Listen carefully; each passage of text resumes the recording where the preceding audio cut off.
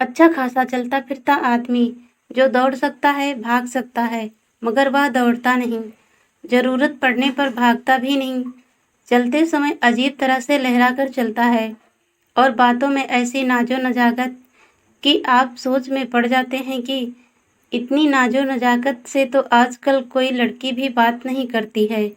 फिर ये कौन से ग्रह का आया प्राणी है जिसमें सब कुछ एक हद से ज्यादा दिखता है। चेहरे पर दुख नहीं, दर्द नहीं, मगर एक बेचारगी चप्पा है। पुरुष होकर भी शायद इस दृढ़ होने की बेचारगी, या खुद को ना पुरुष समझ पाता है ना स्त्री, इसकी बेचारगी। सर के बाल बहुत लंबे कर लिए हैं उसने। वह अपने बालों को इतना प्यार करता है जितना शायद कोई स्त्री भी नहीं करती होगी।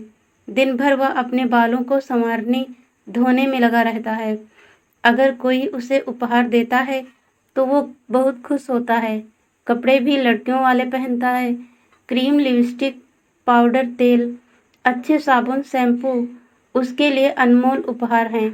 दाढ़ी, मूछ और सीने पर बाल हैं, मगर उसे इन बालों से असुविधा होती है। उसका बस चले तो वह इन सभी गैर जरूरी बालों को हमेशा के लिए साफ कर दे, मगर ऐसी कोई तकनीकी के बारे में उसे जानकारी नहीं है। मजबूरी बस रोज सुबह उठते ही उसका पहला काम यही होता है। वह तल्लीनता से दाढ़ी मूंछों की सफाई करने में लग जाता है। कोई घंटे भर सफाई और चिकनाई प्रदान करने के उपरांत उसका अगला कार्यक्रम सर के बालों में शैम्पू लगाने का होता है। कभी कभी वो नहाता नहीं है, मगर बालों को जरूर धोता है। फिर तेल, क्रीम, पाउडर इत्यादि लगाने में और लगाकर तैयार होने में उसे 2 घंटे लगते हैं।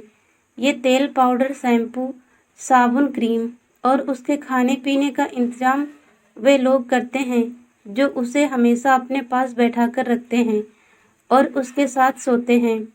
संकोच और झिझक से सिमटा रहता है हर वक्त। सिर्फ कुछ करीब बने लोगों से धीमी आवाज में बात करता है, उनके साथ ही खाता। आप कहेंगे इसमें आश्चर्यजनक तो कुछ भी नहीं है, ऐसा ही तो होते हैं किन्नर। मगर यहाँ एक पेच है।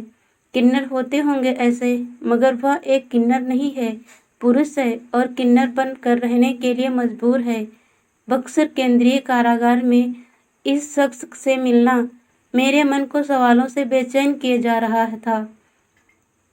मैं जानना चाहता था कि वो ऐसा क्यों है, यहाँ कैसे पहुँचा है, लेकिन वह मुझे अपने आसपास देखते ही खिसक लेता है, जैसे मेरे चेहरे पर कुछ ऐसा लिखा है जो वह पढ़ लेता है।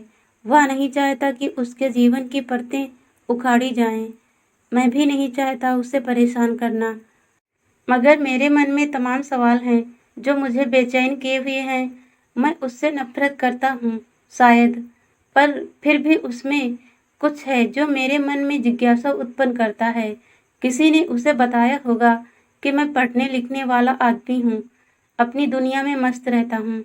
एक दिन जब मैं कारागार के पुस्तकालय से 3-4 किताबें हाथ में लिए अपने कक्षा की तरफ जा रहा था, तभी मैंने उसे पीपल के पेड़ के पास अकेले बैठा देखा। चेहरे को उसने घुटनों में डाल रखा था और ऐसा लग रहा था जैसे रो रहा हो। मैंने पहले तो सोचा कि निकल जाता हूँ, मगर फिर मन में एक दया भाव जैसा महसूस हुआ और पास जाकर मैंने उसके सर को छूकर पूछा, क्या हुआ? आज तो अकेले बैठे हो तुम, कैसे? उसने अपने चेहरे को ऊपर उठाया तो देखा कि उसकी आंखें आंसुओं से भीगी हुई हैं। उसने बताया कि कोई साथ देने वाला नहीं है बाबू, मुझे यहाँ से निकालना है बाबू। किसी तरह कोई जुगाड़ लगाकर मुझे यहाँ से निकलवा दो। मैंने कुछ भी नहीं किया है। फिर मैं उसके पास बैठ गया और मेरे मन के सवाल अपने आप मेरे होठों तक आते गए, और जो कहानी उसने अपने जीवन की सुनाई उसे सुनकर मैं स्तब्ध रह गया। साउथ परगना जिला, पश्चिम बंगाल का रहने वाला यह शख्स बिहार में मधेपुरा से लेकर बक्सर जिला तक पहुंचा है। इसका नाम महेश है। जब यह 8-10 साल का होगा तभी किसी ने इसके गांव से इसे बहला फुसला कर लाया और लाइन होटल चलने वाले के हाथ बेच दिया था। बचपन में वह सुंदर बच्चा रहा होगा। रंग उसका गोरा है और नैन नक्श भी सुंदर हैं। शायद इसीलिए ही उसे बेचा गया होगा और खरीदने वाले ने पैसे भी खर्च किए होगा उसे पाने के लिए।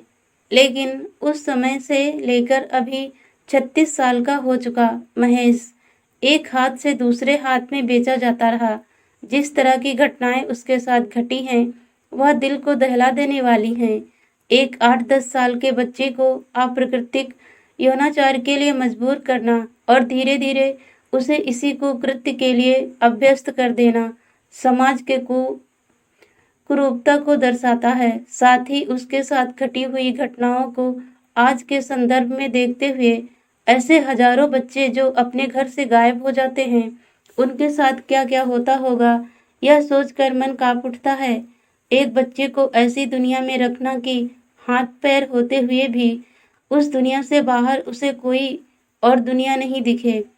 उसे एक लड़के से बदलकर लड़कियों वाले हाव भाव अपनाने में कितना समय लगा होगा, कितने पीड़ादायक एहसासों से गुजरना पड़ा होगा। यह सब सोचकर मैं अपनी नज़रों में ही शर्मिंदगी महसूस करने लगा, क्योंकि अभी जब मैंने उससे बात नहीं किया था मेरे मन में उसके प्रति घृणा का भाव था। मेरे जैसे समाज में ना जाने कितने लोग होंगे जो ऐसे महेशों को देखकर उनसे घृणा करते हैं, उनका मजाक उड़ाते हैं, मगर कोई भी ऐसे लोगों के जीवन में घटित दर्दनाक घटनाओं से परिचित नहीं होता। मैंने बातों का सिलसिला जारी रखा, मगर सभी बातों को तो नहीं बता पाता है वह, क्योंकि जो व्यक्ति अपने व्यक्तित्व को ही भूल गया हो उसे और क्या क्या याद रह सकता है।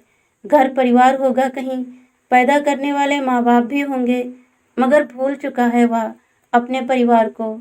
जो उसे खरीद लेता है वही उसका मालिक, उसका उस्ताद होता है, उसका गुरु, उसका भगवान होता है।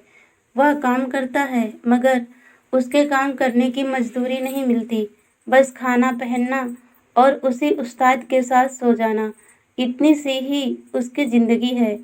वह अपने उस्ताद से कितना प्यार करता है बताने में उसे कोई संकोच नहीं। उसकी बातें इश्क को एक नई ऊंचाई प्रदान करती है और हमारे जैसे लोग सोच में पड़ जाते हैं कि क्या सच में हमने कभी सच्चा इश्क नहीं किया? क्या सच में हम अपने महबूब में रब को देखने से महरूम रह गए? वह इश्क को बिल्कुल एक अलग ही तरह से परिभाषित करता है, जैसे महान कवियों ने, लेखकों ने कभी सोचा होगा। बावजूद इसके कि वह जानता है कि उसके उस्ताद ने उसे खरीदा है पैसा देकर और ज़रूरत पड़ने पर बेच भी देगा। फिर उसका मालिक, उसका उस्ताद, उसका महबूब, उसका सब कुछ कोई और होगा। क्या वह अपने पहले के महबूब को कभी याद करता है? पूछने पर झेप जाता है और अंत तक जवाब नहीं देता, जैसे कोई गूढ़ रहस्यों वाली स्त्री हो। विडंबना यह है कि उसे समझाया नहीं जा सकता कि वह एक चलता फिरता इंसान है। उसे कोई बेच नहीं सकता, कोई खरीद नहीं सकता। कोई उसे खाने पहनने को देता है तो उससे काम करवाता है, उसका मेहनताना है। मैंने कोशिश की, उससे समझाया कि वह चाहे तो इतना ही मेहनत करके वह पैसे कमा सकता है और पैसे बचाकर अपना एक परिवार, एक घर बना सकता है। मैंने उसे बताया कि पुलिस पकड़ सकती है उसके उस्ताद को अगर वह शिकायत दर्ज कराता है तो, क्योंकि 21वीं सदी है यह और देश में इस तरह इंसानों को बेचना खरीदना जुर्म है। मैंने उसे भड़काया भी कि छोटे छोटे बच्चों की तस्करी होती है, मजबूर बच्चे कुछ नहीं कर पाते, मगर तुम तो जवान हो, तुम्हें कोई बेचता है तो तुम्हें कुछ मिलता भी नहीं, फिर भाग क्यों नहीं जाते? दिल्ली, सूरत, मुंबई कहीं, मगर सब सिफर। वह अपने महबूब से जुदा होने के नाम से ही रोने लगता है। वह किन्नर नहीं पुरुष है, जिसका पुरुषार्थ चूक गया है। बिहार में शराबबंदी के बाद अपने उस्ताद के लिए उत्तर प्रदेश से शराब लेकर जा रहा था, पुलिस ने पकड़ लिया। अब उस्ताद अपने घर पर और यह जेल में पड़ा हुआ है। यहाँ जेल से बाहर निकलने के लिए जमानत लेने वाला कोई चाहिए। इस जेल में जिस व्यक्ति का जमानत देने वाला कोई नहीं होता, उसका अपराध कुछ हो या ना हो, उसका जेल से बाहर निकलने का रास्ता बंद हो जाता है। ऐसे कई कैदी इस जेल में हैं, जिन्होंने अपने अपराध की सजा को विचाराधीन कैदी की तरह ही काट लिया और फिर भी वे वर्षों से इस जेल में पड़े हैं, क्योंकि ऐसे लोगों के लिए जेल सबसे मुफीद जगह है, जहाँ 2 वक्त का खाना तो मिलता है ना, रहने को छत तो है ना। मेरे बहुत समझाने के बाद महेश अपने परिवार से मिलने के लिए मुझे एक पत्र लिखने को बोला, मगर उसे अपने गांव का पिन याद नहीं। मुझे नहीं पता कि उसका पत्र उसके माता पिता तक पहुंच पाएगा या महेश अपनी आगे की जिंदगी भी इसी तरह नए गुरु उस्तादों के साथ गुजार देगा। अब महेश को शायद अपने परिवार की याद आई है। अब शायद वह अपने परिवार से मिलना चाहता है।